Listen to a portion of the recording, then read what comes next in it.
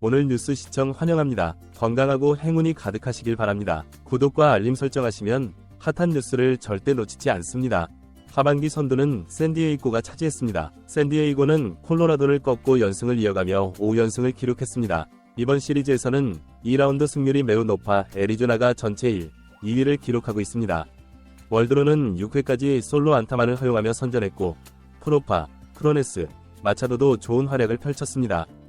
보가치는 멀티히트를 기록했습니다. 그동안 주목받지 못했던 페랄타가 결정적인 3점 홈런을 터뜨리며 활약했습니다. 김하성은 32경기 연속 타점을 올리지 못했는데 이는 팀 내에서 유일한 기록입니다. 그의 연패는 2022년 45경기로 두 번째로 길었습니다. 김하성은 5경기에서 16경기 무승부를 기록하며 타율이에게 2승 3패를 안겼고 결국 1위를 차지했습니다. 그의 OPS는 0.703에서 0.679로 하락했습니다. 같은 기간 WRC 플러스 도 104에서 98로 떨어졌습니다. 7월까지 김하성은 리그 평균에 근접한 볼 3비율을 보였습니다. 하지만 7월 이후 그의 성적은 급격히 떨어졌습니다. 7월 타율 .200, 출루율 .261, 장타율 .250, OPS .519를 기록하며 슬럼프에 빠졌습니다. 출루율과 장타율이 24.4% 감소했습니다. 7월 초부터 그는 4개의 장타를 쳤지만 그중 하나는 슬라이더였고 나머지는 없었습니다. 그의 타구 속도는 시속 87.8마일, 시속 89.3마일로 여전히 괜찮은 편입니다. 강한 타구 비율도 36.2%, 38.3%로 나쁘지 않습니다. 타구 속도에는 문제가 없어 보입니다. 하지만 하드히트 비율은 6월까지 38.8%였던 것이 7월 이후 24.7%로 급감했고 발사각도도 10도에서 6도로 낮아졌습니다. 최근 경기에서 김하성은 첫 타석에서 희생번트를 성공시켰고 두 번째 타석에서는 내야 안타를 쳤습니다. 세 번째 타석에서는 내야 팝업으로 물러났고 마지막 타석에서는 유격수 땅볼로 아웃되었습니다. 최근 김하성의 타격은 너무 소극적인 모습을 보이고 있습니다. 투수가 볼을 많이 던지지 않는 이상 불리한 카운트에 몰리는 경향이 있어 좋은 타구를 만들어내기 어려워 보입니다. 김하성은 원래 민첩하고 좋은 타자이며 공격적인 타격과 공을 잘 치는 능력을 갖추고 있습니다. 그러나 첫 해에는 외야로 많은 타구를 보냈습니다. 그의 변화구 대응력은 2년차에 향상되어 볼 2개와 스트라이크 4개에서 볼 2개와 스트라이크 2개로 개선되었습니다. 지난해에는 7구 중 1구만 스윙했던 것에서 올해는 7구 중 3구를 스윙하는 등 적극성이 높아졌습니다. 김하성은 패스트볼에 집중하며 직구를 노리는 전략을 취하고 있습니다. 변화구 대응력이 좋아졌지만 올해는 그것이 잘 통하지 않아 투수들이 직구로 유리한 카운트를 잡은 뒤 변화구로 승부를 끝내는 경우가 많습니다. 2년차에 완전히 달라진 모습을 보였던 김하성이지만 경험 많은 투수들에 의해 직구 공략이 어려워지고 있습니다. 비시즌 동안 철저한 준비를 통해 3년차 시즌을 맞이했습니다. 지난해 김하성은 시즌 초반 70경기에 서 OPS .701을 기록했지만 이후 38경기에 서는 1.043으로 급상승했습니다. 그의 컨디션 저하는 8월 중순부터 나타나기 시작해 시즌 마지막 45경기에 서 OPS .570을 기록하며 마무리했습니다. 피로 누적은 피할 수 없는 문제입니다. 가끔씩 휴식을 취하게 했던 멜빈 감독과 달리 쉴트 감독은 김하성을 최대한 기용하려 했습니다. 타격 성적은 좋지 않았지만 수비에서는 여전히 안정적인 모습을 보여주고 있습니다. 팀 타선이 전반적으로 좋은 성적을 내고 있는 상황에서 김하성의 부진이 두드러지고 있지만 그의 수비력 때문에 라인업에서 제외하기는 어려운 상황입니다. 문제는 시즌이 끝나면 김하성의 FA 시장 가치가 확실히 하락할 것이라는 점입니다. 올해 계약이 종료되면 내년에 $800만 상당의 상호 옵션이 있습니다. 올해 성적에 만족하지 못한다면 이 옵션을 수락하고 FA를 1년 미루는 선택을 할 수도 있습니다. 하지만 최근 FA 시장에서는 나이가 중요한 요소로 작용하고 있어 결정이 쉽지 않아 보입니다. 내일 휴식을 취한 뒤 김하성은 피츠버그, 마이애미, 콜로라도와의 12경기 동안 회복의 기회를 가질 것입니다. 김하성이 이 기간 동안 타격감을 되찾을 수 있을지 주목됩니다. 한편 화이트삭스는 20연패를 당했습니다. 이는 1988년 볼티모어가 21연패로 시즌을 시작한 이후 36년 만의 일입니다. 전반기 오클랜드와의 3연패에 이어 이번 연패로 1900년 이후 최다 연패 기록인 26연패에 근접하고 있습니다. 1899년 클리블랜드 스파이더스 이후 최악의 팀이 될 가능성이 높아지고 있습니다.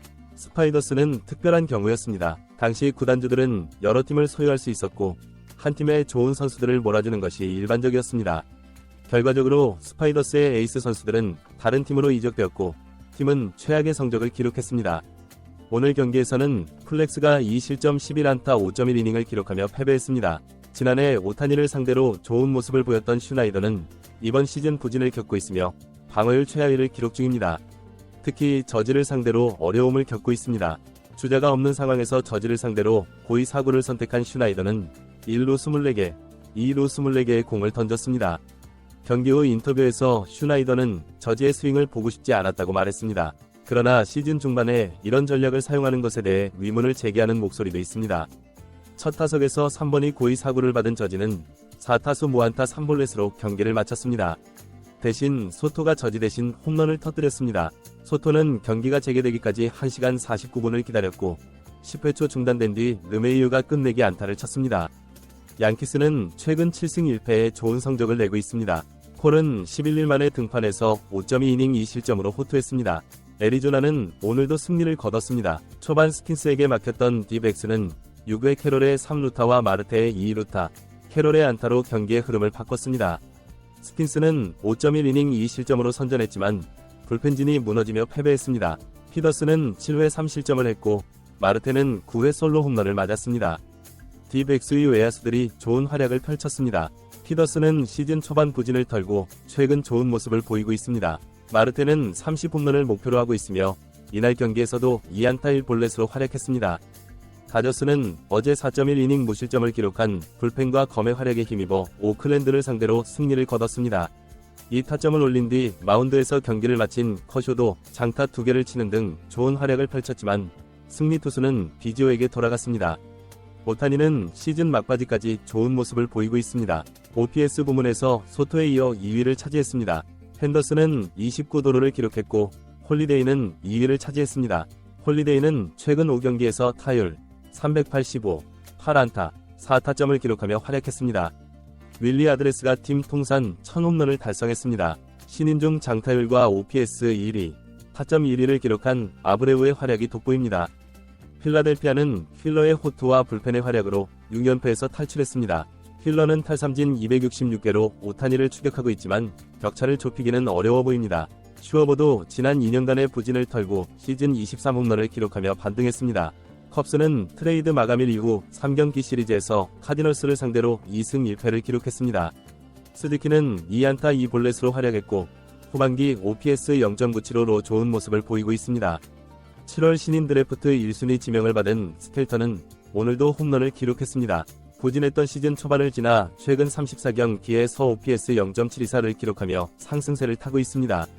자이언츠의 플로레스는 최근 16경기에서 10홈런 17타점 OPS 1.314의 폭발적인 성적을 내고 있습니다. 이는 2003년 본주 이후 19년 만에 16경기 10홈런. 플로레스의 뜨거운 활약은 자이언츠에게 큰 힘이 되고 있습니다. 만약 그가 2루수로 계속 나선다면 자이언츠의 내야 라인업에 변화가 생길 수 있습니다. 유격수 보강이 필요한 팀들의 목록에서 자이언츠가 제외될 가능성도 있습니다. 한편 메이저리그 전체적으로는 타구 투자 현상이 두드러지고 있습니다. 리그 평균 홈런수가 증가하고 있으며 투수들의 평균 자책점도 상승하고 있습니다. 이에 따라 각 팀들은 타선 강화에 주력하고 있습니다. 트레이드 마감일이 지난 후에도 여러 팀들이 웨이버 트레이드를 통해 전력 보강을 시도하고 있습니다. 특히 포스트 시즌 진출을 노리는 팀들의 움직임이 활발합니다.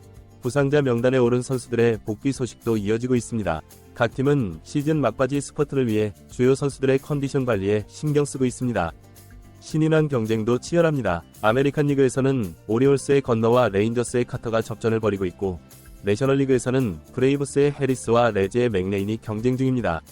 사이 영상 경쟁도 흥미롭습니다. 아메리칸 리그에서는 콜, 세일, 비버가 경합을 벌이고 있고 내셔널리그에서는 알칸타라, 고인즈, 우리아스가 각축을 벌이고 있습니다. MVP 레이스도 박빙입니다. 아메리칸 리그에서는 오타니, 저지, 알바레스가 선두권을 형성하고 있고 내셔널리그에서는 골드슈미트, 아레나도, 프리먼이 경쟁하고 있습니다. 각 지구 우승 경쟁도 치열합니다. 특히 내셔널리그 동부지구와 아메리칸 리그 서부지구의 경쟁이 뜨겁습니다. 와일드카드 경쟁도 여러 팀이 엎치락뒤치락하며 팬들의 관심을 모으고 있습니다. 9월이 다가오면서 확장 로스터를 활용한 각 팀의 전략도 주목됩니다. 젊은 유망주들의 메이저리그 데뷔 소식도 이어질 것으로 보입니다. 메이저리그 사무국은 내년 시즌부터 적용될 새로운 규정들에 대해 발표했습니다. 투구 시간 제한, 수비 시프트 제한 등이 주요 내용입니다. 이에 대한 선수들과 팬들의 반응도 엇갈리고 있습니다.